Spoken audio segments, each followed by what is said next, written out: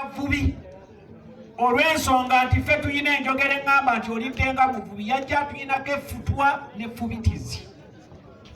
Era emyaka ana gyakulungudde mu buyinza ffe tulinga beeruweero kubanga ffe abasajja abeeriranga ekyennyanja ne tufumba n'akabeero olw'obusengo gidde mu biseera biri obadde oli ekibeero wano naye tekikyaliwo mpozi nga tukututte eri mu nkambi eryamagye kubanga nabo baafuuka bavubi. Mukama wange waŋŋamba nti noonya ekifo kyonna w'oba ondeeta ne ŋŋamba sijja kutwala wala kankuleete wano e Katosi otunuulire ku basajja b'abavubi.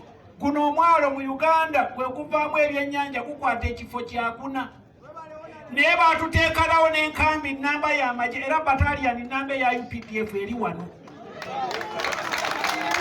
Kale Mukama wange lwaki nkuleese wano gwe mwennyini watukulembera n'otuleeta wano ne tujja ne tubaga amateeka era etteeka erimu lirimu eryakolebwa ne Katosi.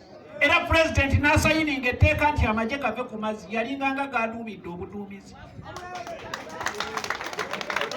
Kakati Mukama wange tuzze abantu bano babuulire nti ddala amateeka bwe tugayisa gakola oba tuli mu kinyumu.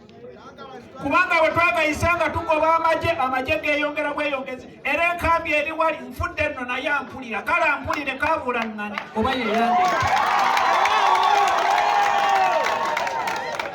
Mukama wange okumanya bwe wanduumira era ababaka bannange bangi bempise naye andi buyise bw'omwesega yeekola ki?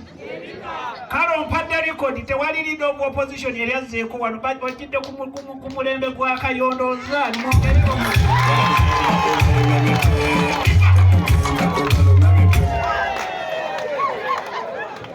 alero okutonze wekka oze ne Honorable Tebandeke okuva ebbale Honorable Tebandeke sikuka abantu bakulabeko.